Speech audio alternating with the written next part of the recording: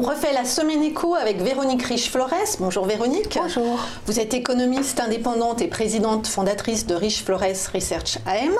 Et on commence tout de suite par l'actualité chaude, la semaine noire sur les marchés boursiers avec une baisse de 7% du Nasdaq, du CAC 40, du DAX et même du Nikkei. À quoi faut-il s'attendre? Est-ce que cette correction est plutôt saine selon vous et d'où vient-elle?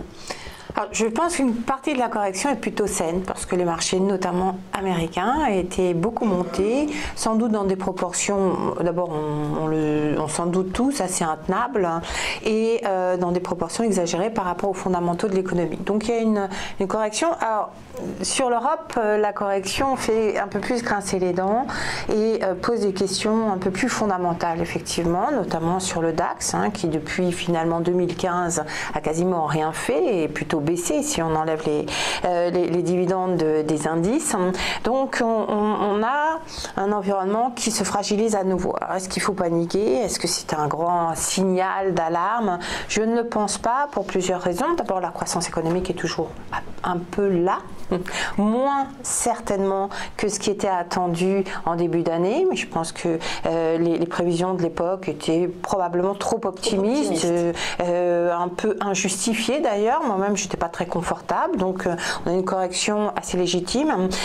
Et puis un environnement de taux d'intérêt, vous l'avez signalé, qui se modifie. Ça ne veut pas dire que les taux d'intérêt soient extrêmement élevés, ils ne le sont toujours pas en Europe. C'est essentiellement un mouvement américain qui a vu effectivement, qui a porté les taux d'intérêt à 10 ans à 3,26 au point haut, 3,27 points, ponctuellement, les 30 ans à 3,40. Est-ce que ce sont des niveaux très élevés? Non. En revanche, par rapport à l'état de santé de l'économie américaine, certainement par rapport à une croissance du produit intérieur brut nominal qui est de plus de 5% l'an, vous voyez que l'écart reste encore très avantageux. Donc on est toujours dans un contexte de taux d'intérêt très porteur pour la croissance et potentiellement pour les marchés. Par contre, le sentiment que l'environnement très favorable des banques centrales, enfin des politiques très favorables des banques centrales arrive à sa fin et que probablement ceci représente un risque pour les actions, les marchés d'actions en particulier, et explique une partie de la correction de cette semaine. Donc, on le voit, le président américain, toujours dans la demi-mesure, pointe du doigt la Fed. Est-ce que la Fed a eu tort? Est-ce que la Fed a paniqué? Ou est-ce qu'il y avait un vrai risque de surchauffe de l'économie américaine qui justifie ce resserrement monétaire qui a été opéré il y a quelques semaines? Alors, risque de surchauffe, on n'en est pas là. Par contre, signe d'emballement de la croissance, d'effet richesse, c'est-à-dire l'influence des prix d'actifs sur le comportement des agents, une croissance très robuste et plutôt en accélération à ce stade du cycle, qui est quand même potentiellement inflationniste, justifie effectivement qu'une banque centrale envisage, 1, la poursuite de la remontée de ses taux d'intérêt, 2, potentiellement l'accélération du rythme de hausse si effectivement l'inflation venait à se manifester. Heureusement, aujourd'hui, l'inflation n'est pas là. Donc, ça donne tout le temps à la Réserve fédérale américaine. La difficulté, que ce soit pour les économistes ou pour les responsables monétaires, c'est d'arriver à jauger effectivement ce que cette robustesse de la croissance et des marchés peut supporter en termes de normalisation de taux d'intérêt. Et là, c'est une grande incertitude parce que les rouages de la croissance sont assurément différents de ce qu'on avait avant la crise de 2008, parce qu'il y a encore une espèce de dualité de l'économie américaine comme ailleurs, qui fait qu'une partie de la population, probablement une partie majoritaire aujourd'hui, est beaucoup plus sensible à l'environnement des marchés d'actifs, au flux de revenus d'actifs, et une autre partie est beaucoup plus sensible aux revenus du travail, au pouvoir d'achat, au salaire réel, qui ne progresse pas. Donc c'est un point de fragilité effectivement, et il est difficile de jauger les choses. La Fed pour l'instant a eu probablement la l'attitude la plus adaptée à ce contexte, en allant petit à petit, de manière très précautionneuse, peut-être un petit peu trop d'ailleurs. On pourrait se demander si là la proximité de Donald Trump n'influence pas un petit peu le discours. Voilà, ce qui finalement fait que la politique monétaire reste plutôt accommodante et très graduelle. Donc je ne pense pas qu'il y ait un véritable risque du côté de la politique monétaire. Par contre, les commentaires de Donald Trump gênent sans doute et sont un risque parce qu'en réalité, ils risquent de fragiliser l'image qu'on a de l'indépendance de la Fed. Et si c'est le cas, alors les taux d'intérêt à long terme monteront davantage sous l'effet des taux réels qui déjà ont été le principal facteur de hausse des taux d'intérêt ces derniers temps. Donc il y a un véritable sujet ici qu'il faut regarder de près dans ce mixte et ces interférences possibles de la présidence américaine dans la politique monétaire. Alors on reste sur Donald Trump avec la guerre commerciale parce qu'il en est quand même à l'origine. Donc cette semaine on a vu que le FMI a alerté sur le risque que pouvaient représenter ces tensions commerciales pour l'économie et pour les résultats des entreprises. Alors pour le moment on n'arrive pas tellement à calculer quelles sont les conséquences de ces taxes douanières et pour l'économie réelle et sur les résultats des entreprises. Il n'y a pas tellement eu d'alerte sur le sujet. C'est très compliqué parce qu'on vient d'un monde où les échanges mondiaux se sont développés de manière considérable jusqu'à la crise de 2008 et ont constitué un élément central de notre modèle de croissance. Aujourd'hui, il y a risque de confiscation, enfin il y a déjà une bonne partie qui a été confisquée depuis la crise, mais un risque de perdre cet élément de soutien. Mais ça peut prendre du temps, les effets en retour peuvent s'étaler dans le temps, probablement d'ailleurs. Et puis il y a deux types d'effets immédiats. Un impact sur l'investissement, c'est-à-dire que la reprise de l'investissement des entreprises a été littéralement stoppée dès les manifestations effectivement ou les décisions protectionnistes et potentiellement un impact sur les prix, c'est-à-dire que vous élevez des tarifs douaniers, normalement ça doit faire de l'inflation plus élevée.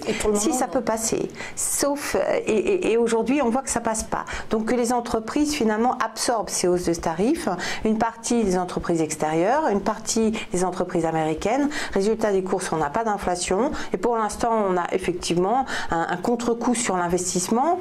Est-ce qu'il est durable? Est-ce qu'il peut s'amplifier? Dans quelle mesure ce phénomène-là change complètement la donne sur les perspectives conjoncturelles? C'est toute la question. Avec au cœur de cette problématique, bien évidemment, un gros sujet sur des économies émergentes, la Chine en particulier, sur l'Allemagne qui bien évidemment dépend beaucoup, l'Allemagne et le Japon, de cette dynamique du monde émergent. Donc des risques manifestes. Mais pour l'instant, pas beaucoup d'éléments clairs, précis, qui nous permettraient de dire, ben voilà, le protectionnisme, c'est temps pour la croissance. C'est probablement, et ça devient à court terme, probablement un facteur déflationniste plutôt qu'inflationniste. Donc vous voyez qu'on a quand même pas mal de difficultés à jauger les choses. Je pense que ça fait partie de l'incertitude et de peut-être une partie de l'instabilité des marchés de ces derniers jours. Alors on craint effectivement une réaction de la Chine à cette escalade des taxes douanières, mais en a-t-elle les moyens? Alors j'ai quand même aperçu une dépêche qui disait qu'elle avait vendu pour 3 milliards de dollars de bons du Trésor américain. Il est vraisemblable, c'est ça, effectivement. C'est une arme dont la Chine peut user très modérément probablement parce qu'effectivement ça veut dire que la Chine soit à même d'accepter la contrepartie qui est une appréciation de sa devise. Mais rappelons-nous que les autorités chinoises ont laissé filer le yuan tout au long du printemps donc, et qu'après on a eu une stabilisation effectivement. C'est sans doute au cours de cette stabilisation qu'ont été vendus une partie donc, des actifs américains. Il est évident que la Chine a là une puissance force de frappe, mais la contrepartie effectivement c'est d'abord qu'elle réduit ses réserves et qu'à terme ça pose problème et puis c'est que le taux de change risquerait de forcément s'apprécierait, donc on sent bien que c'est pas dans l'air du temps, que la Chine va plutôt favoriser un taux de change plus faible. Donc je pense pas qu'il y ait de menace majeure imminente à ce point-là, mais Voilà, c'est une force de rappel qui permet peut-être d'équilibrer un petit peu l'équilibre des forces politiques aujourd'hui. Alors on le voit avec ce qui se passe aux États-Unis et la réaction des marchés et la pression sur la Fed. Est-ce que on n'est pas sur finalement un marché qui dicte sa politique aux États? Parce que je pense côté européen évidemment à l'Italie qui a été obligée de reculer un petit peu sur ses prévisions de déficit budgétaire face à la réaction très vive des marchés. Qu'est-ce qu'on attend du côté italien justement et est-ce qu'il va falloir tenir compte davantage de ces réactions de marché? Tenir compte davantage, de toute façon les marchés sont une réalité incontournable. La financiarisation de nos économies en est la cause. On voit qu'effectivement la valorisation des actifs financiers, particulièrement des marchés d'actions, mais pas seulement, interfère ou interfère forcément sur les politiques monétaires aux États-Unis, mais pas qu'aux États-Unis. Quand un gouvernement récemment élu prend des dispositions budgétaires, et bien effectivement les marchés sanctionnent, donc on ne peut pas les éviter aujourd'hui. Alors qu'attendre du côté italien? Si vous voulez, vous avez, quel que soit le gouvernement en place, un gouvernement qui a été élu avec des propositions. On peut légitimement pas imaginer que ce gouvernement ravale toutes ces propositions et ne tente pas d'aller de l'avant sur ce qu'il a promis à ses électeurs. Donc on est dans cette bataille-là. Aujourd'hui, en annonçant une dérive du déficit d'1 point de PIB, vous n'avez probablement pas de quoi justifier une crise financière terrible. Normalement, ça devrait être géré. Sauf que probablement que les marchés en profitent pour tester un petit peu l'équilibre des forces en Europe. On est à la veille d'échéances très importantes en Europe, le départ de Mario Draghi, les élections parlementaires, changement de tête à la Commission, et que probablement les marchés profitent de cette situation italienne pour pousser un peu les choses, pour voir si mais peut-être que la BCE là va changer un peu son discours. Donc ça va dépendre de quoi? Va injecter davantage de liquidités, va revenir un peu ou pourrait peut-être, est-ce qu'on est certain que la BCE soit certaine d'arrêter son quantitative easing en décembre? Est-ce que quid du timing de hausse des taux d'intérêt? Beaucoup de membres s'expriment pour demander à ce que la BCE soit plus précise d'ores et déjà. Donc là, je pense qu'effectivement, il y a un jeu de force entre les marchés et la BCE, voilà, pour tester les choses et gagner peut-être en visibilité.